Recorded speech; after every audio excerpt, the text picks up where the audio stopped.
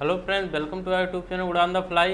पिछली क्लास में हम लोग परसेंटेज चैप्टर में क्वेश्चन नंबर 124 तक डिस्कस किया हुआ था। ठीक, 124 नंबर तक क्वेश्चन का हम लोगों का हो गया था। आज की क्लास में हम लोग 124 से आगे मतलब 125 नंबर के क्वेश्चन से शुरू करेंगे। चलिए सबसे पहले देखते हैं हमारा 125 क्वेश्चन क्या कह रहा है। देखो 125 में दिया है, बोला गया है एक पौधे की वर्तमान लंबाई ठीक 64 सेंटीमीटर है। यदि इसकी लंबाई में प्रति वर्ष 1/4 भाग की वृद्धि हो तो बताइए 2.5 वर्ष बाद पौधे की लंबाई क्या होगी। अब देखो यहाँ पे परसेंट ना देके 1/4 दे दिया है, ठीक, भाग दिया है। तो हमने कहा था भाग की स्थिति में जहाँ जहाँ 100 लिखा होता वहाँ वहाँ हम लोग 1 कर लेते हैं, बाकी काम ऐसे ही करते हैं। देखो यहाँ पे समय a सही b/c के रूप में दिया होता था, a सही b/c। इसके लिए हमने सूत्र क्या बताया था, a बराबर P ब्रैकेट में 100 प्लस माइनस और R बटा 100। यहाँ पे घात करते थे A जो पूरा पूरा होता था, और अगले में क्या करते थे 100 plus minus R into b/c। b/c यहाँ करते थे और पूरे का बटा कितना 100 कर देते थे। ये सूत्र हम लोगों ने पढ़ा हुआ था, ठीक, इसको हम लोगों ने डिस्कस किया था। अब देखो बात ये है कि यहाँ पे तो हमें रेट नहीं दे के भाग दे दिया है, तो हमने कहा है देखो सूत्र हर जगह वही रहेगा 100 वाला ही, लेकिन जहाँ भी भाग दिया होगा वहाँ हम लोग 100 के स्थान पे 1 कर देंगे। तो यहाँ हम लोग 100 के स्थान पे क्या कर देंगे, 1 कर देंगे। तो जो हम लोग अपना भाग के हिसाब से प्रति वर्ष इतना भाग बढ़ रहा है ना, परसेंट तो दिया नहीं, तो इसके लिए जब हम लोग सूत्र बनाएंगे तो क्या बनाएंगे, a बराबर p जब समय सही b/c के रूप में होगा तो यहाँ पे 100 के स्थान पे कर देंगे 1 प्लस माइनस r। देखो r के स्थान पे अब हम लोग x कर दें, ये अब r रेट नहीं रहेगा, जब 1 कर दिया गया तो अब ये भाग हो गए, ठीक है। r को हम लोग रेट नहीं कहेंगे, अब इसको कहेंगे r भाग, और यहाँ पे घात क्या a, और ये हो जाएगा यहाँ पे 1 कर लो, 1 प्लस माइनस 8 यहाँ पे घात R इंटू b/c, ये हो जाएगा। ये हम लोगों का बनेगा क्या, नया सूत्र। नया सूत्र हमारा ये बना, ठीक, इस पे हम लोग काम करेंगे।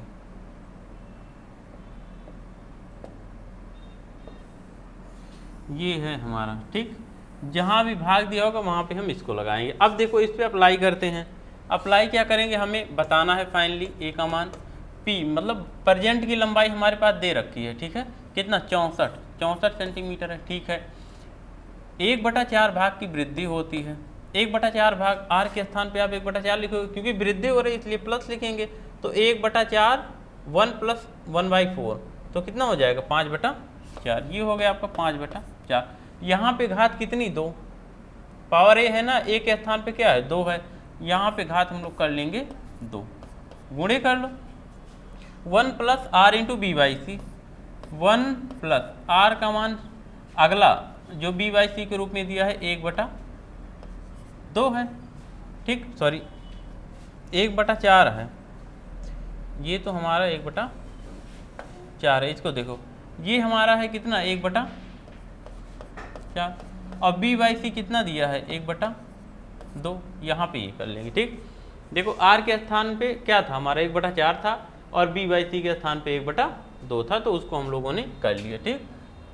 चलिए अब इसको हम लोग सॉल्व कर लेंगे तो हमारा आंसर आ जाएगा a बराबर 64 गुणे 25/16 और गुणे ये देखो 4 दूना 8, 8 के 8 और 1 9/8, ठीक। देखो 16 से काटा, 16 से ये 4 बार में कटा, और 4 से इसको काटा तो ये 2 बार में कटा।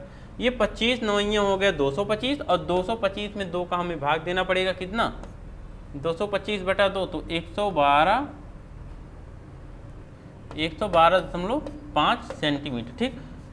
आपका क्या आया 225/2 आया, 225 में 2 का भाग करेंगे तो 112.5, तो ये हमारा आंसर क्या हो गया सेकेंड बार, ठीक।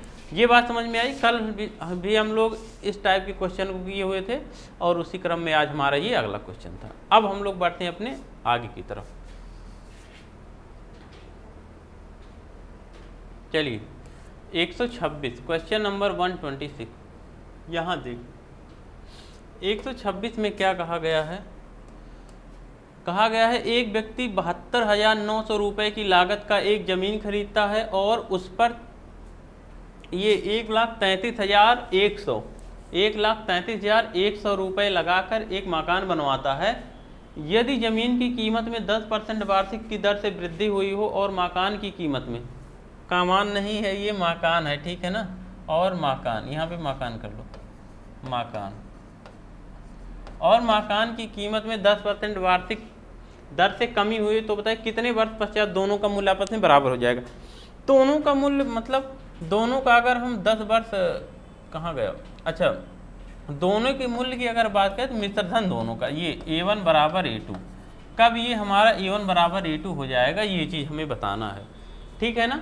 अगर 10% के हिसाब से ज़मीन का मूल्य बढ़ेगा, ठीक है, तो हमारा A1 आएगा कुछ, और उसी क्रम में अगर मकान की कीमत 10% वार्षिक दर से घटेगी तो A2 हमारा कुछ रहेगा। और बताना है कब ये बढ़े, मतलब 72,000 बढ़ते बढ़ते बढ़ते बढ़ते इतना हो जाए जितना ये 1,33,100 रुपया घटते घटते इसके बराबर हो जाए, ठीक। और दोनों जहाँ बराबर हो जाएंगे वही हमें बताना है कि कितने वर्ष में ये काम हुआ है। चलो हमें यही बताना है कितने वर्ष में ये काम हुआ है, तो बताते हैं।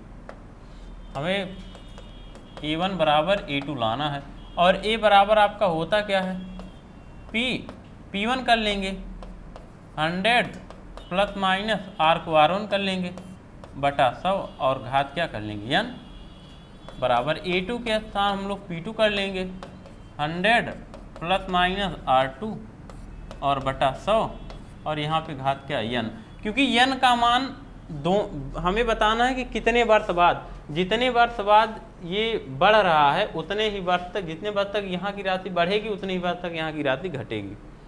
एक क्योंकि 10% के हिसाब से बढ़ रही है और दूसरा घट रहा है। चलो तो हम लोग रख देते हैं इसी पे, ठीक है।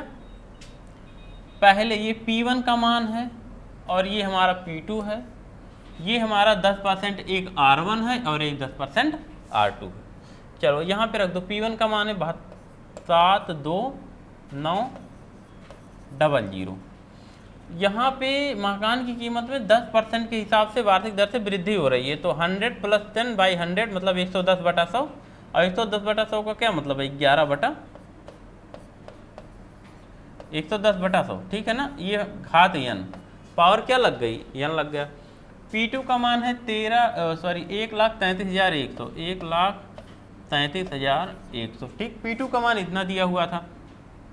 यहाँ पे 10% वार्षिक दर से कमी हो रही है, तो 100 में से 10 घटा दो क्या आ जाएगा 90, तो 90 बटा 100, और यहाँ पे घात क्या n है, n लगा दो, यही n का मान हमें फाइंड करना है, ठीक। n का मान हमें बताना है। अब देखो, अब आप देखो यहाँ पे, देखो यहाँ से एक जीरो काट दो, ये एक जीरो, इस एक जीरो को काट लो, ठीक। इतना काम आप कर लिए। अब देखते हैं क्या होगा। देखो यहाँ पे हम लोग क्या करेंगे कि ये इसको इधर ला के भाग कर लो या इसको उधर ले जाके भाग कर लो, चाहे जिसको एक तरफ, इसको उस तरफ ले जाते हैं, इसको इस तरफ ले जाते हैं। देखो 72900। अच्छा एक बात बताओ, थोड़ा और इसको सरल कर लेते हैं, ठीक। थोड़ा और काट लेते हैं यहाँ पे। देखो ये 00 इस 00 से कट जाएगा, नहीं कट जाएगा ना।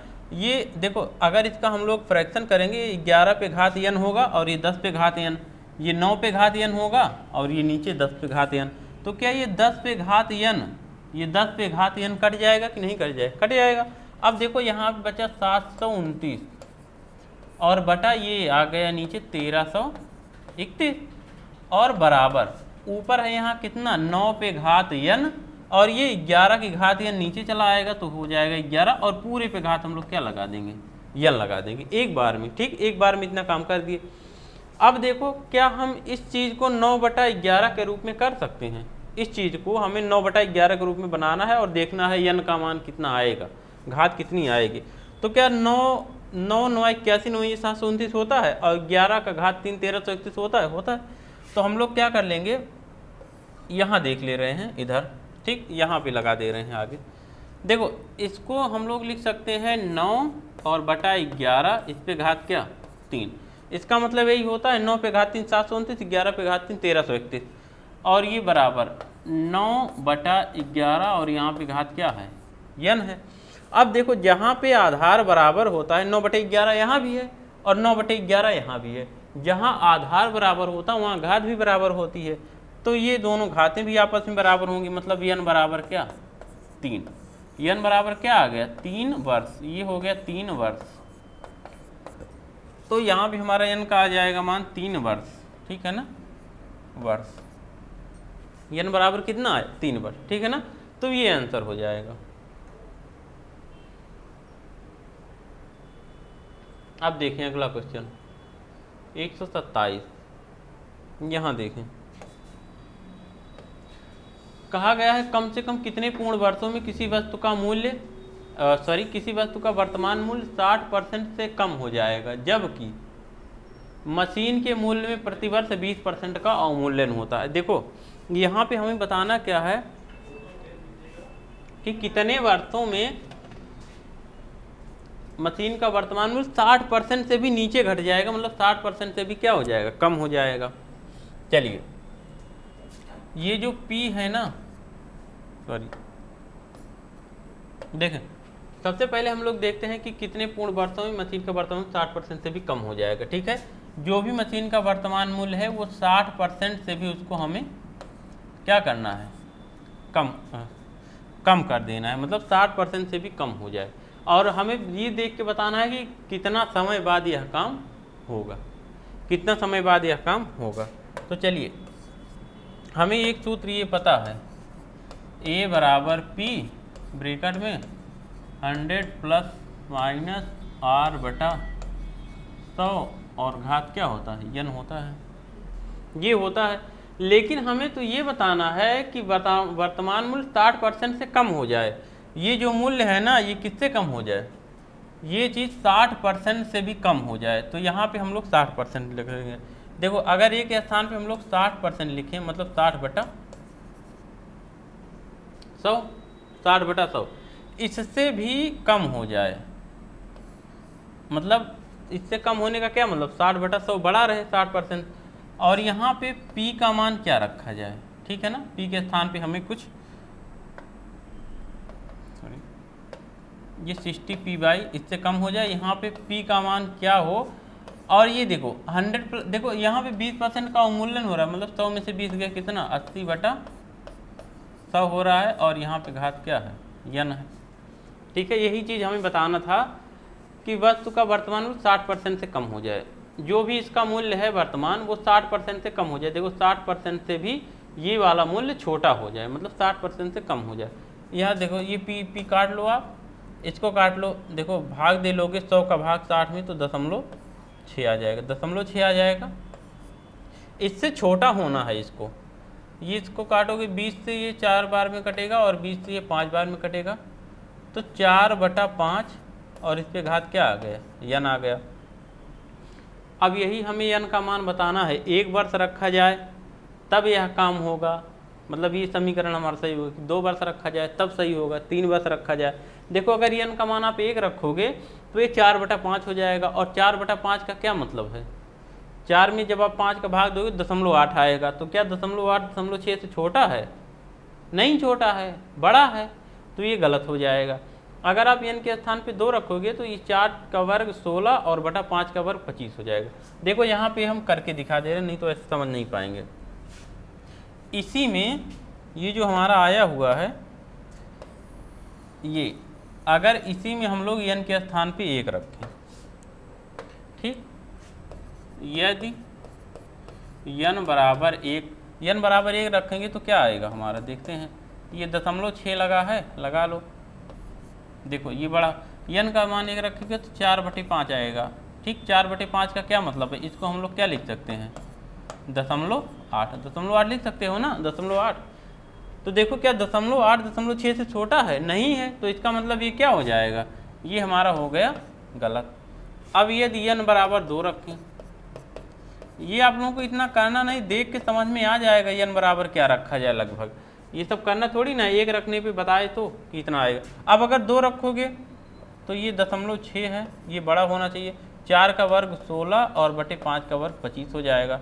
तो 16 और बटे 25 को आप लोग क्या लिख सकते हो, इसको देखो दशमलव लगाओगे, यहाँ पे ये हो जाएगा 160, 25 का भाग दोगे तो 9 बार जाएगा, सॉरी 7 6 बार जाएगा, 25 का भाग 6 बार जाएगा, 25 छक्का 150, ठीक है। अभी 10 बज गया, फिर 0 बढ़ जाएगा, 25 चौका 100, 6.4 आ गया, यहाँ पे 6.0 है, ठीक, ये 6.0 है। तो बताओ क्या 6.4 6.0 छोटा है? नहीं, तो इसका मतलब ये भी गलत हो गया।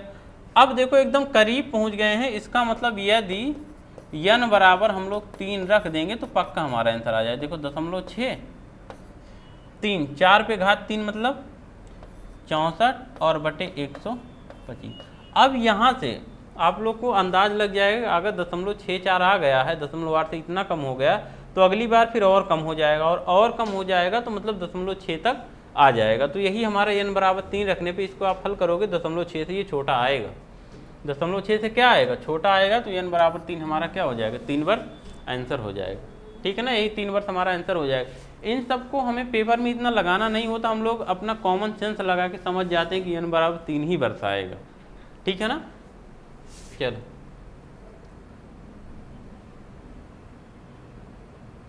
आगे देखें, टाइप अगला, ये टाइप 13। देखो अगला टाइप का अब ये क्वेश्चन इसमें है, एक व्यक्ति अपनी संपूर्ण आय का 15% भाग मकान किराए पर खर्च करता है, 20% भाग भोजन पर खर्च करता है। यदि व्यक्ति की बचत 10,400 रुपये हो तो बताओ उसकी संपूर्ण आय क्या थी। अब देखो हम लोग मानेंगे कि उसकी संपूर्ण आय कितना रहा होगा, 100%।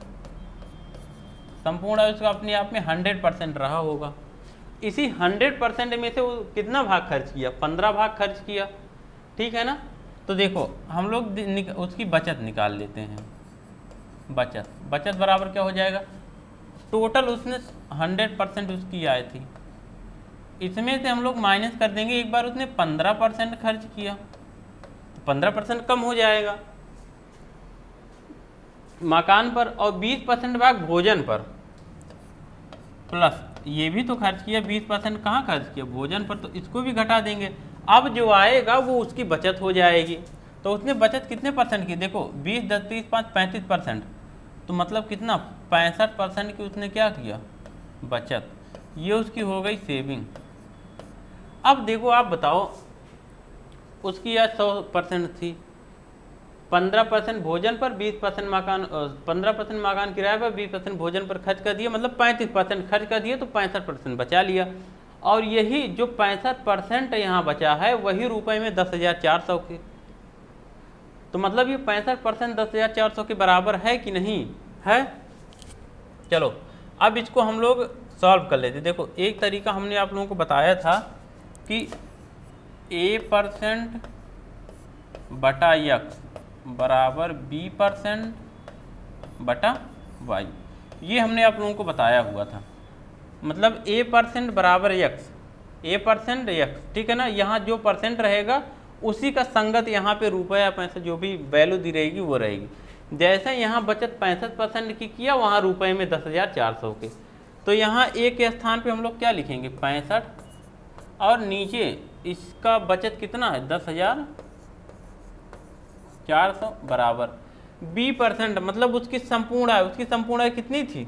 100%, 100% बटा y लिख लेंगे। y का मान हमें निकालना है। 13 से काट लो 5 बार में, 13 से काटोगे तो 13 देखो 13 से कटेगा 8 बार में, ठीक है, 8 बार में 13 8 104, और डबल 0 हो गया। 5 से इसको काट लो, 5 1 5 3 8 5 36 0, 160 आ गया, और यहाँ पे गुणा कर लो, तो आपका y बराबर क्या आया? 160 और फिर डबल 0, ठीक है ना। कितना रुपए थी उसकी वार्षिक आय? 16,000 रुपये। 16,000 रुपये उसकी वार्षिक आय है। कितना है? 16,000 रुपये, ठीक है ना। तो ऐसे काम करते हैं, यही चीज़ हमने किया, यही 65% बराबर 1,000 10,000 40 के, तो 1% बराबर 160 के, तो इसलिए 100% बराबर 160 गुणे 100 मतलब कितना, इतना। ठीक है ना। यहाँ देखें इस क्वेश्चन पे, एक व्यक्ति अपनी संपूर्ण आय का 25% भाग मकान किराए पर खर्च करता है, 15% भाग भोजन पर खर्च करता है। यदि व्यक्ति की बचत 33,000 रुपये हो तो बताइए उसकी संपूर्ण आय क्या है। देखो सेम क्वेश्चन है, बिल्कुल भी अंतर नहीं, एकदम सेम क्वेश्चन है।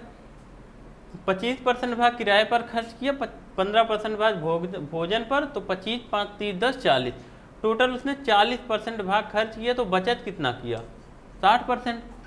60% की बचत किया, और यही 60% बचत कितने के बराबर है, 33,000 के। तो 1% बचत कितने के बराबर है, 60 से यहाँ पे भाग दे लो, 6 पंचे 30, 3 33, 6 पंचे 30, 1% बराबर कितने के आया हमारा, इतने के 5500 हो गए, 550 के। तो 100% बराबर कितने के, 100% उसकी क्या थी, आय। 100% बराबर कितने के, 5500, इसी में 550 में इससे गुणा कर लो, ठीक है ना। तो आ जाएगा 55,000 रुपये। 550 में हमने 100 से गुणा कर दिया तो हो गया 55,000 रुपये। तो 55,000 रुपये यहाँ पे बना लो, ठीक है ना। ये हमारा हो जाएगा 55,000 रुपये, ठीक। यही हमारा आंसर हो जाएगा 55,000 रुपये, ठीक। उसकी आय कितनी थी, 55,000। अब देखो अगले टाइप का क्वेश्चन है, टाइप 14। अगले टाइप का क्वेश्चन है, यहाँ देखें इस टाइप में क्या होता है। इसमें देखते हैं क्या है दिया है। एक व्यक्ति अपनी संपूर्ण आय का 20% भाग मकान के किराए पर खर्च करता है, शेष बचे धन का 10% भाग कपड़ों पर खर्च करता है। यदि उसकी बचत 14,400 रुपये, तो बताइए संपूर्ण आय क्या है। अब देखो यहाँ पे भी आप लोग फंस मत जाना, क्योंकि यहाँ पे एक शब्द लगा दिया है। वो शब्द क्या इसने एक्स्ट्रा ऐड कर दिया है, शेष बचे धन का। शेष बचे धन का, इसका मतलब उसने 20% जब खर्च किया तो उसके बाद जो धन बचा है, उसके बाद जो उसकी धनराशि बची है उसका 10% भाग फिर खर्चा किया है। और जबकि पीछे वाले क्वेश्चन में क्या रहता था कि 20% कपड़े पे खर्च किया, 10% भोजन पे खर्च किया, ऐसे ऐसे करके इतना % मकान पे खर्च किया, तो उसको हम लोग जोड़ लेते थे।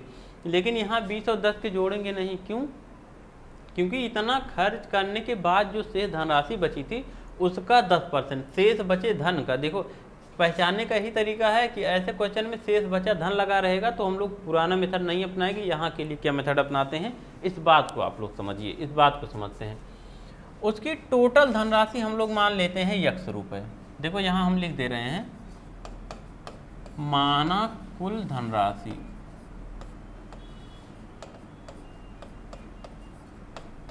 या आय दिया है ना तो आय लिख देते हैं, माना कुल आय बराबर x रुपये। x रुपये उसकी कुल आय थी, x रुपये थी। x रुपये का 20% भाग मकान पे, देखो अंत में आपका बचत दिया है तो हम खर्च नहीं अपने पास रखेंगे, हम खर्च को हटा के बचत वाली बात अपने पास रखेंगे। दिया है कि 20% भाग खर्च कर दिया तो उसकी बचत कितनी रही होगी। अगर 20% खर्च कर दिया तो मतलब 80% बचा है। 100 रुपये में से 20 रुपये खत्म कर दिया तो 80 रुपये बचा है। वही परसेंट में अगर 20% खत्म कर दिया है तो मतलब 80% बचा है। तो अगर उसके पास कुल धनराशि x रुपये थी तो इसका 80% क्या है, बचा है, मतलब 80/100 रुपये अभी उसके पास है। अब देखो अब इतनी धनराशि बची थी उसके पास, कितना, x का 80%, ठीक, x का 80% बची थी। अब इस x के 80% का, अब देखो यहाँ दिया है ना शेष बचे धन का, मतलब ये जो शेष बचा धन था इसका 10% बाद कपड़े पर खर्च कर दिया, तो अब कितना बचा, अब 90% बचा। फिर से भाई जो हमारी अब ये शेष बची धनराशि थी ये अपने आप में 100% है, इसका 10% भाग खर्च किया शेष बचे धन का, तो 10% खर्च किया तो बचा कितना, 90%, और 90% मतलब 90/100। और यही रुपए में कितना रुपए बचा है, 14,400। यही रुपए में 14,400 के बराबर है, ठीक है ना। ये इधर भी बचत हमने निकाल लिया टोटल, इधर भी बचत रख दिया, दोनों बराबर हो गई। अब इसको हम लोग सॉल्व कर लेते हैं। 1 0 1 0, ये देखो 2 0 कट गया ना, और 8 और 9 का गुणा कितना, 72 और 72 से 2 बार में ये कटेगा कितना, 144। अब x बराबर आपका देखो क्या निकल के आएगा, यहाँ पे 200 था ना और 2 जीरो और आ जाएगा पीछे, इतना मतलब 20,000 रुपये। उसकी आय टोटल कितनी थी, 20,000 रुपये। ये बात समझ में आई। इसको हम लोग ऐसे करेंगे। चलो अब बढ़ते हैं आगे। यहाँ देखें, एक व्यक्ति अपनी संपूर्ण आय का 10% भाग मकान किराए पर खर्च करता है, शेष बचे धन का 20% भाग भोजन पर खर्च करता है, पुनः शेष बचे धन का 25% भाग यात्रा एवं कपड़ों पर खर्च करता है। यदि व्यक्ति की बचत 24,000 रुपये हो तो बताइए उसकी संपूर्ण आय क्या है। देखो पीछे वाले के जैसा क्वेश्चन है, तो संपूर्ण आय अगर हम लोग ले लें कि उसकी संपूर्ण आय x रुपये रही होगी, तो इसमें से देखो अंत में बचत दिया है तो हम लोग खर्च को हटा के बचत को ही लेके चलेंगे। 10% भाग मकान पे खर्च कर दिया तो 90% भाग बचा लिया, मतलब 90/100 गुणे फिर शेष बचे धन का। अब शेष इतना धन बचा, 10% खर्च करने के बाद इतना धन शेष बचा है, इसका 20% खर्चा कर दिया, मतलब इसका 80% क्या किया, बचा लिया। इसका 80% क्या किया, बचा लिया।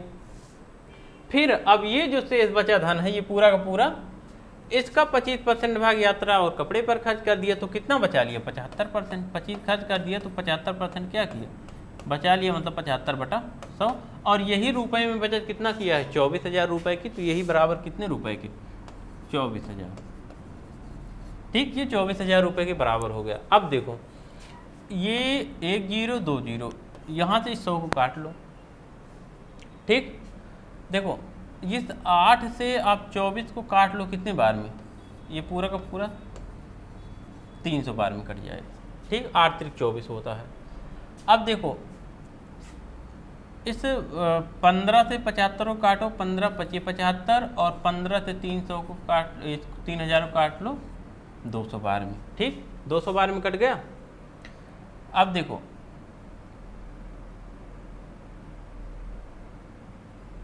पाँच से काट लो, यहाँ पे इसको अभी काट लेते हैं हम लोग। 5 से इसको काट लो, 5 से कितनी बार में 200 कटेगा, 40 बार में। अब देखो हमारा अभी यहाँ पे 9 बचा हुआ है, अब 9 का भाग हो जाएगा, ठीक है ना। तो हमारा x बराबर क्या आएगा, अगर हम लोग x बराबर करें तो ये 40 लिखा था, ठीक है, यहाँ से 1 0 मिटा देते हैं, 40 था, और ये डबल 0, यहाँ पे 2 0, यहाँ पे 0, इसका तिरछा गुणा हो जाएगा तो 2 2, इतना 0 हो गया। और यहाँ पे बटे क्या करना, हमें 9 करना है। ठीक, 9। तो अब देख लो क्या आ रहा है, 9 का भाग 40 में देखो, 9 चौके 36 4 40, 9 चौके 36 4 40, 9 चौके 36 4 40, 9 चौके 36 4 40, 9 चौके 36 4 40, 9 चौके 36, ये देखो कितना आया, 44,444.4 रुपये। इतना रुपये उसकी टोटल धनराशि थी। 0.44 ऐसे आता रहेगा, ये वाला हमारा आंसर हो जाएगा। ठीक है ना, ये हमारा क्या हो जाएगा, आंसर हो जाएगा। चलिए अब बढ़ते हैं आगे के क्वेश्चन पे, आते हैं अगले क्वेश्चन पे। अगला क्वेश्चन क्या कह रहा है, ये देखिए दिया है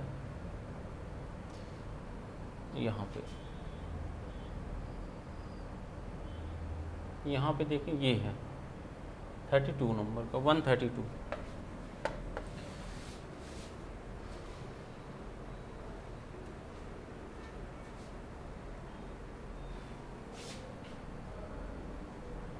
जी देखें, एक पुस्तकालय में 40,000 पुस्तकें हैं, जिनमें से 10% पुस्तकें अंग्रेजी भाषा में हैं, शेष बचे पुस्तकों का 25% भाग मराठी में। अब देखो यहाँ भी शेष बचे लगा है, मतलब 10% निकालने के बाद इतने का 10% निकालने के बाद जो बचा है, मतलब 90% बचा है, उसका 25% भाग मराठी में, पुनः शेष बची पुस्तकों का 40% भाग संस्कृत में है, अंत में शेष बची पुस्तकें हिंदी भाषा में है। तो बताइए पुस्तकालय में हिंदी भाषा में पुस्तकों की कुल संख्या क्या है।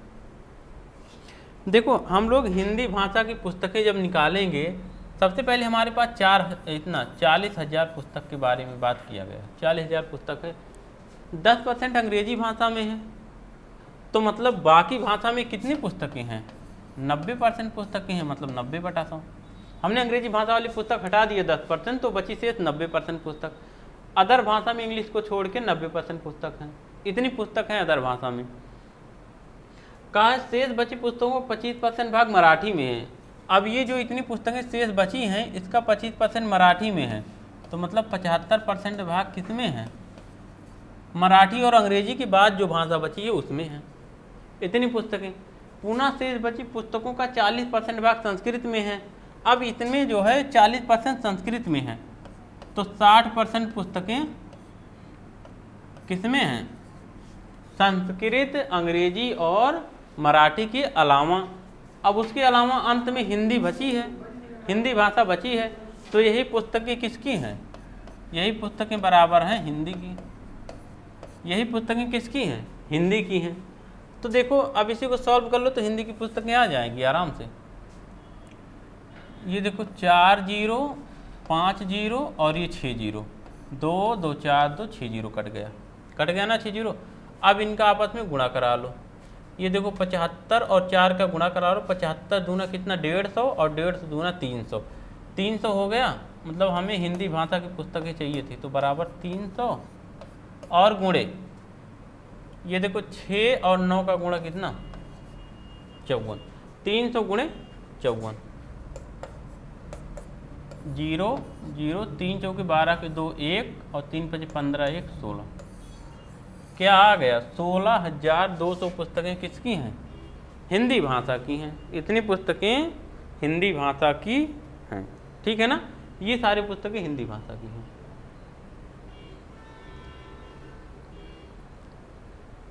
इसको देखते हैं फटाफट। एक व्यक्ति अपनी संपूर्ण आय का 80% भाग खर्च करता है, उसकी आय को 20% बढ़ा दिया जाए और खर्च को 10% बढ़ा दिया जाए, तो बताइए उसकी बचत पर क्या प्रभाव पड़ेगा। अब देखो ये नए टाइप का क्वेश्चन आ गया है, ठीक है ना? ये नए टाइप का क्वेश्चन आ गया है, इसको हम लोग अगले दिन डिस्कस करेंगे, ठीक है ना? नहीं तो पीछे वाला भी भूल जाओगे, इसको भी। ये भी बहुत ही आसान है, बहुत ही आसान तरीके से इसको हम लोग समझेंगे, एकदम 2 लाइन में इसका आंसर आ जाएगा, ठीक है ना? इस तरीके के क्वेश्चन, इसको आप लोग एक बार ट्राई कर लीजिएगा, उसके बाद हम लोग इस पर कल काम करेंगे, ठीक है ना? तो आज के लिए इतना ही रखते हैं, बाकी हम लोग अगली क्लास में पढ़ेंगे। जय हिंद।